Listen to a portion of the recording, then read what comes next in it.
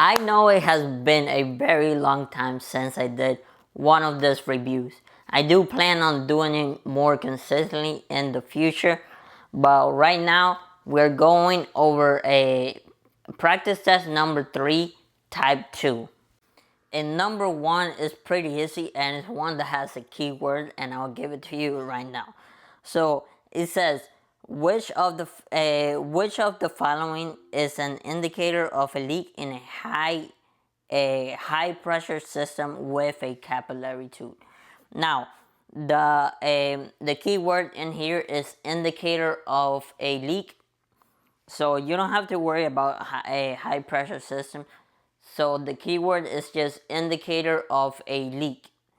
So indicator of a leak is not going to be high head pressure. It's not going to be low water temperature. It's not going to be frequent purging. It is going to be excessive superheat. So every time you see a leak, it's always going to be excessive superheat. So indicator of a leak, that's the keyword right there. Indicator of a leak equals excessive superheat. So on this one is asking, what is the first thing you should do when a new system has been assembled, built up, and is ready for testing? So before you put the vacuum, before anything, this one's kind of simple. Before you do anything, you just assemble a system. Of course, you want to leak check it, and the one that says that is be pressurized with inert gas and leak check. That will be the answer for number 2. So, for number 3 is a which leak category. So whenever it's asking you about a leak category, is that's another question that is gonna tell you right away, and I will tell you which one is gonna be right away.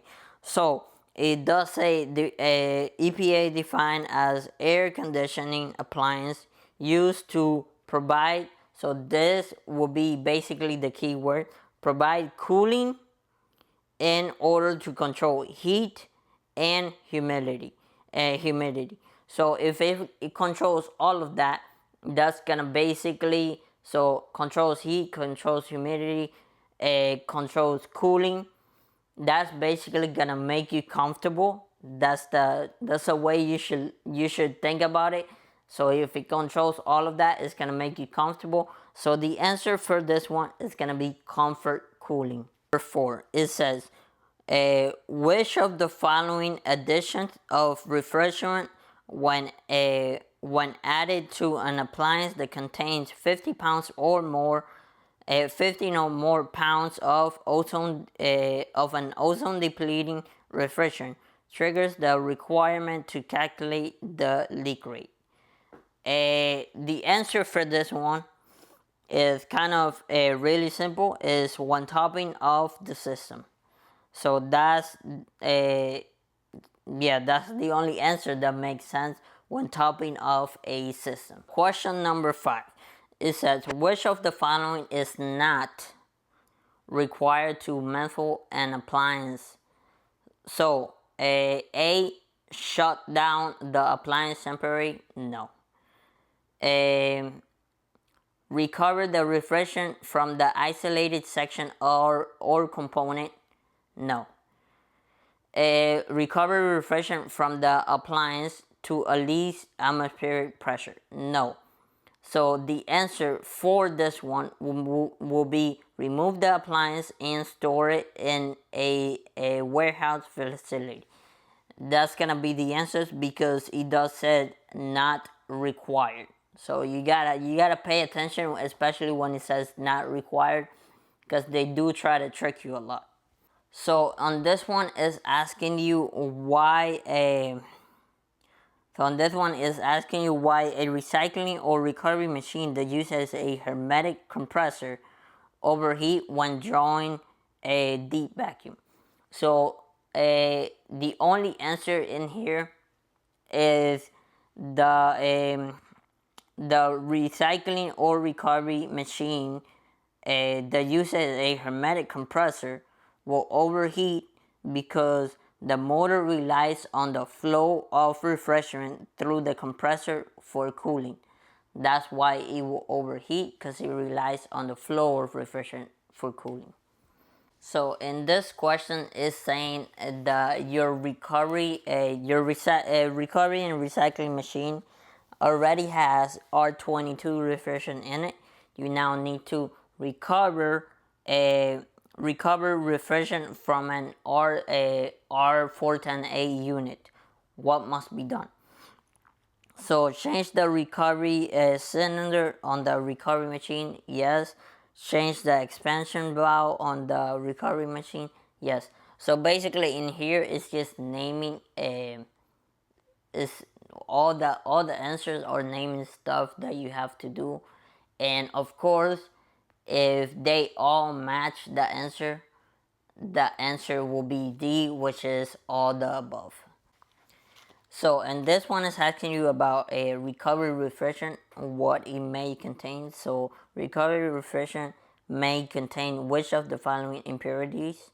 So, in here, we know the refrigerants, they contain moisture, they contain oil, and they contain acid.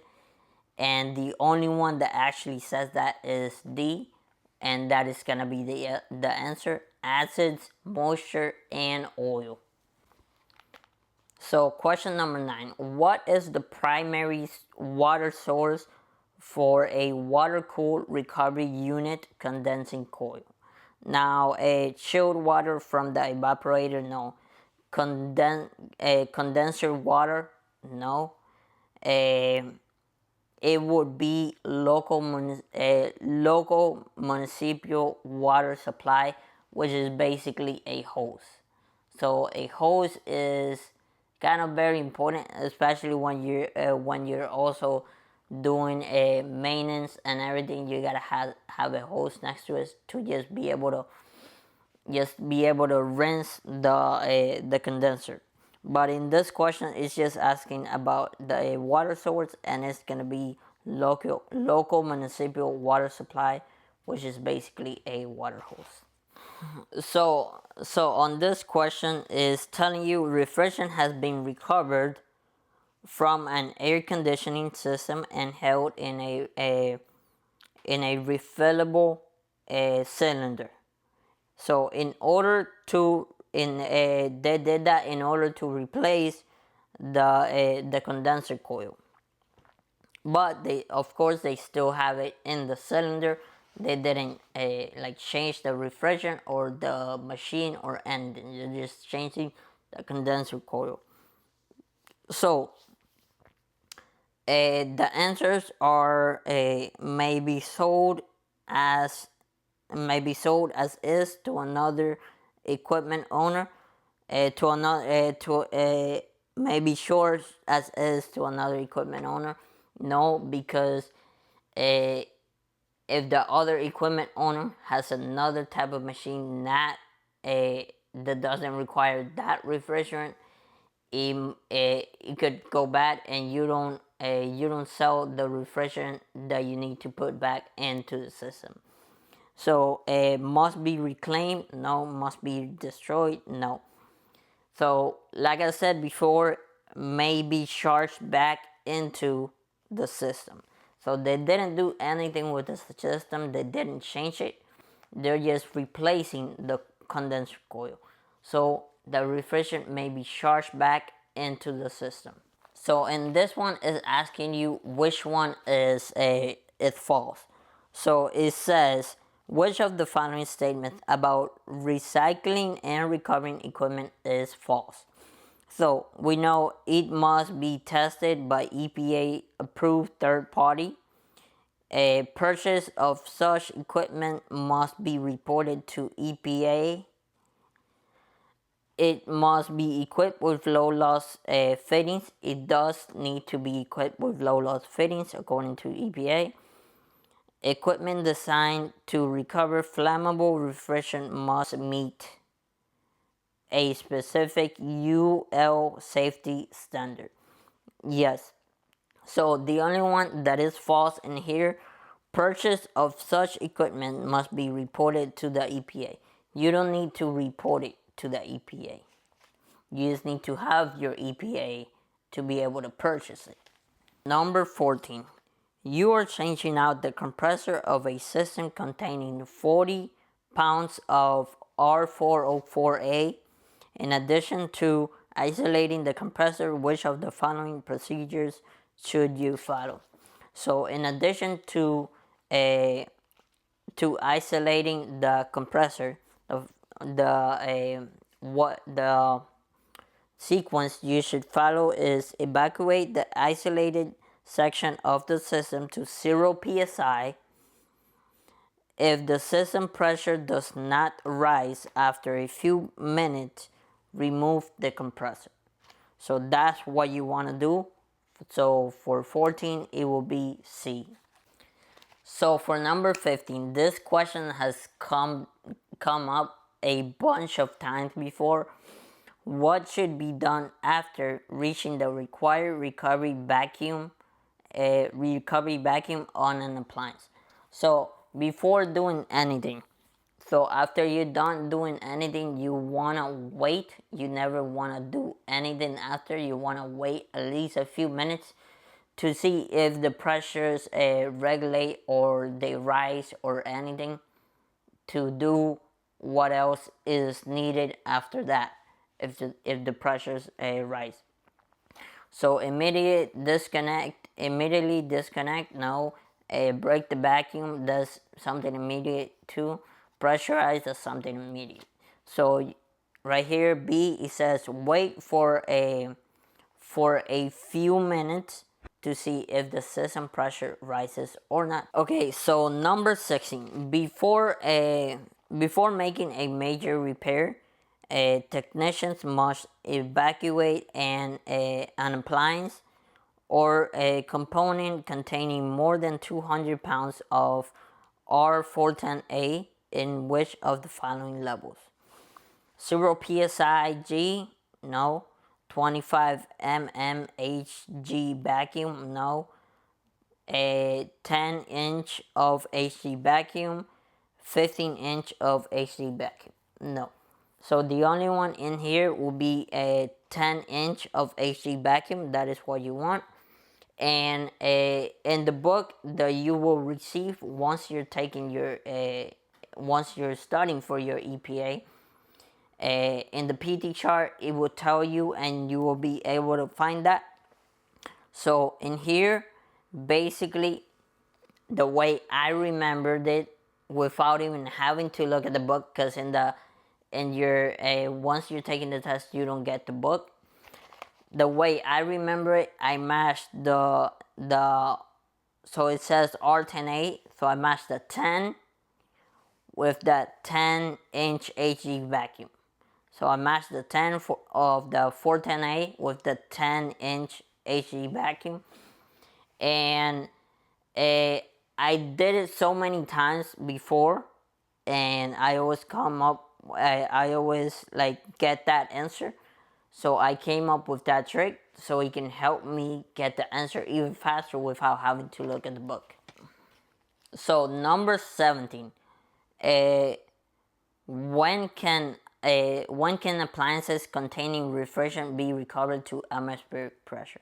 So the only reason like you can do this is leaks in the appliance make recovery to prescribed level unattainable.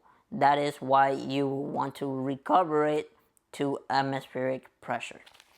So on this question, number 18, which of the following repairs would always be considered major under EPA regulation? So major, once it says the word major, any questions that's just have the word major in it, or a major repair, you always want to think of the 4 major components, which are a condenser, a compressor, evaporator coil, and a metering device, or TXB. So a condenser, compressor, a condenser coil, compressor, evaporator coil, and metering device. That will be the answer. Well, that will be the four major components. The answer will be replacement of an evaporator coil. So A will be the answer for number 18. Now, number 19 is asking you what is it against EPA regulation to use system-dependent recovery equipment. Now, if you look up a system-dependent recovery equipment, it says 15 pounds or under. This one, when is it against EPA regulation, is of course when it's 15 pounds or over. So the answer will be C, when the appliance containing over 15 pounds of refrigerant. That will be the answer for number 19. To avoid freezing, the water contained in a water-cooled heat exchanger of an R134A refrigeration system. During changing, the system should be intentionally charged with R134A vapor to a pressure of approximately. Okay, again, on your PT chart on the back of your book, you go to the actual refrigerant and the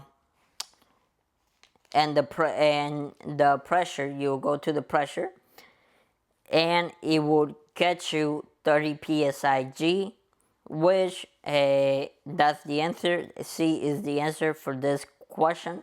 So 0 psig will not be it, 10 psig will not be it, 90 psig will not be it either. It will be 30 psig for this answer. So 20 will be C. So for number 21, what will non-condensable in a refrigeration system result in? So we know that non-condensable in a system will cause a higher pressure, but in this case it will cause higher discharge pressure. So D will be the answer for number 21. So in this question, number 22, during evacuation with large amount of moisture, it may be necessary to increase pressure to counteract freezing with gas such as. So anytime you're putting gas in a system, it will be a dry nitrogen. In this case, it doesn't say dry, it says a nitrogen. But you wouldn't want to put a R22. You wouldn't want, because right now you don't know what refrigerant is in it, and it's probably not R22 or 410A. It's not gonna be air, because air will basically make the system explode. So it will be dry nitrogen. In this case, nitrogen. So equipment room refrigerant detector not required. So throughout the book, you see all these refrigerants come up. You see R134 come up. You see R404 come up. You see R410A come up. But you never see R717, and that will be the answer, because it's not required for that refrigerant, because it's an exempt refrigerant. It's not harmful. So a reciprocating compressor will be damaged when energized if something is left closed. So the answer for this one will be when the discharge service valve is closed.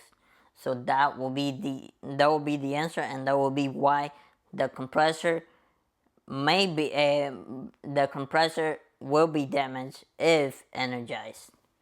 So for question number 25, pressure release valves are always installed in series. They're never installed parallel. So that's the answer. The answer for number 25, the last question of this section, will be A. That will be the answer for number 25. Next video, we are gonna do type 3, and then I'll put it all together for you guys to watch the long video of covering the whole practice test number 3 for you guys. Peace.